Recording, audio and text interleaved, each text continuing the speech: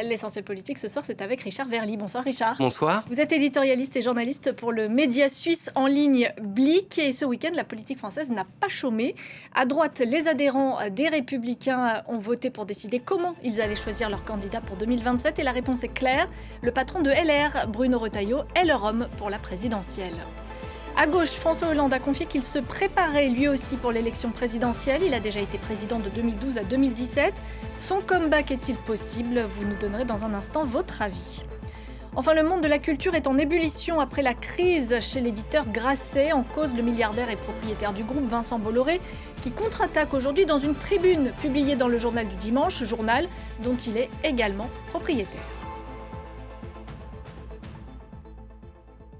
Chez les Républicains, les militants étaient donc appelés à voter ce week-end en vue de la présidentielle de 2027. Ils avaient le choix entre 3 options pour désigner leur candidat. Une primaire réservée aux adhérents, une primaire ouverte aux sympathisants ou bien la désignation directe du président du parti. Et c'est ce dernier choix qui a été retenu avec 73,8% des suffrages en faveur de Bruno Retailleau. Le patron de LR s'est exprimé sur X. « Je leur promets désormais d'aller jusqu'au bout pour faire gagner nos idées ».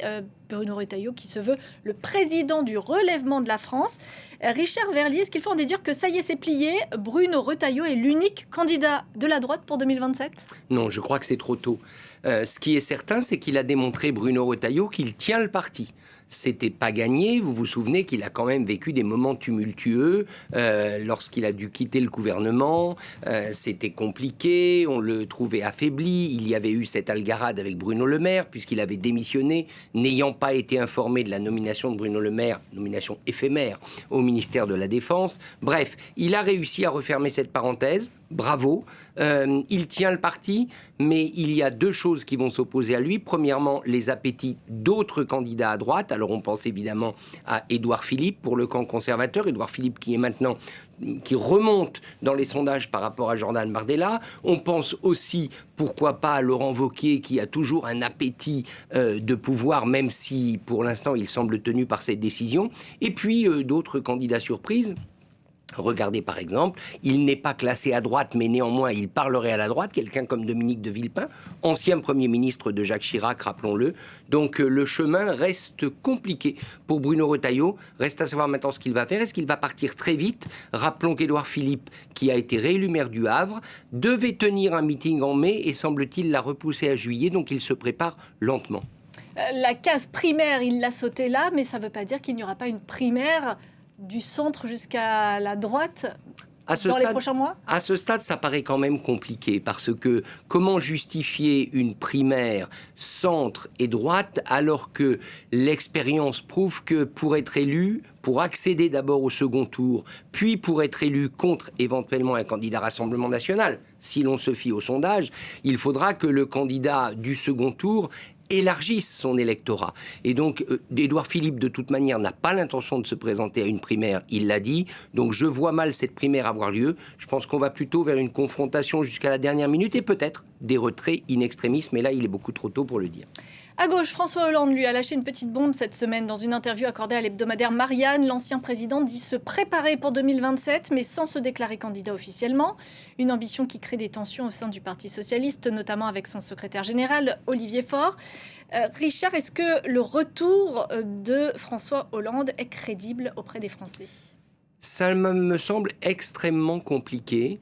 Pour au moins une raison, c'est qu'il n'avait pas pu, rappelez-vous, se représenter à l'issue de son quinquennat. Il avait décidé de passer son tour et il n'a toujours pas, dans l'esprit des Français, récupéré, si je puis dire, son costume de président. François Il est Hollande. député à l'heure actuelle. Il est député de la Corrèze, il est considéré comme un observateur tout à fait crédible de la vie politique française. Il est d'ailleurs plutôt bien aimé. Récemment, des proches de François Hollande me disaient que quand il se promène avec lui dans la rue, les gens l'accostent de manière sympathique, il ne fait pas l'objet de colibés ou autre. Donc je dirais, il a une bonne cote de sympathie. Mais est-ce qu'on le juge capable de redevenir président alors que quand même le bilan de son mandat a été qu'il n'arrivait plus ni à faire le consensus à gauche, ni à rassembler à droite.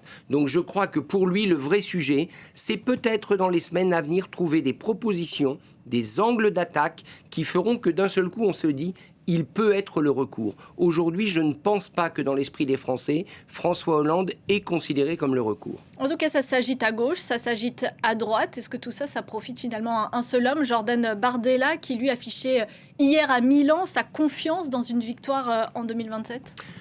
Incontestablement, Jordan Bardella, il a 2 avantages. Le premier, c'est que les sondages le font caracoler en tête, même si, je le redis, l'écart avec Édouard Philippe se resserre. Et d'autre part, il sait qu'il est assuré d'être candidat si Marine Le Pen ne l'est pas. La seule incertitude en ce qui le concerne, c'est Marine Le Pen et la décision de justice la concernant qui tombera le 7 juillet pour détournement de fonds publics du Parlement européen. C'est quand même un avantage psychologique. Savoir que vous serez candidat si Marine Le Pen ne l'est pas. Il a donc tout le temps pour se préparer. On sait qu'il s'est rapproché du patronat, Jordan Bardella. On voit bien qu'il se positionne maintenant, je dirais, davantage du côté du conservatisme libéral pour plaire à une partie de la droite.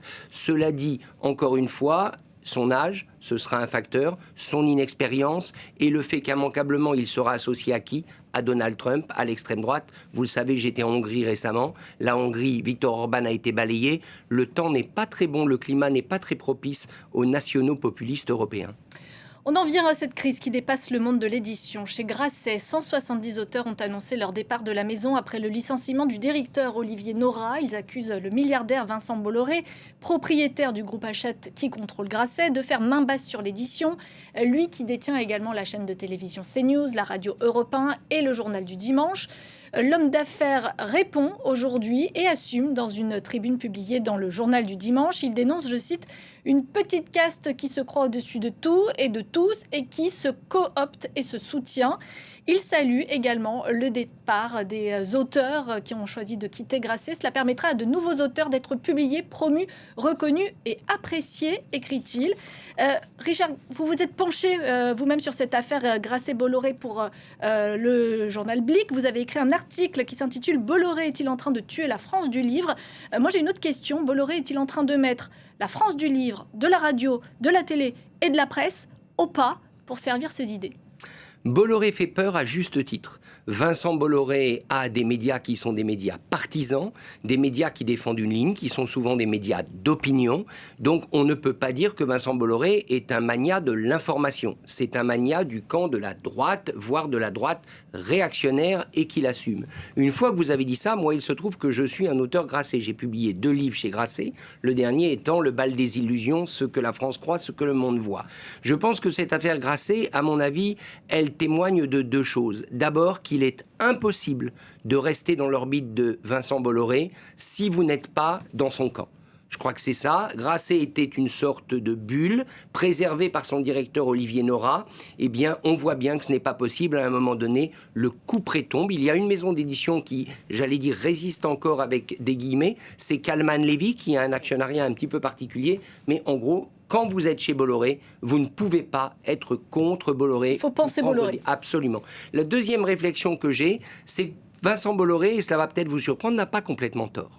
En ce sens que il est vrai que dans le monde de l'édition en France, jusqu'à présent et jusqu'à son arrivée, un certain nombre d'auteurs classés à droite avaient peut-être du mal à trouver preneur dans le monde de l'édition. Il y a peut-être eu effectivement un phénomène de consanguinité, de clan. Peut-être, il faut l'accepter. La difficulté, c'est que Vincent Bolloré n'est pas la bonne personne pour donner ces leçons-là. Il n'est pas, encore une fois, quelqu'un qui peut revendiquer de défendre la liberté de l'information au sens large. Est-ce que les auteurs ont raison, ceux qui ont signé cette pétition? Je pense qu'ils défendent une clause de conscience. Vu de Suisse, ça paraît assez bizarre parce que la meilleure des clauses de conscience, après tout, c'est la démission. Ce qui est certain, c'est qu'il y a une question très importante qui est celle des droits d'auteur.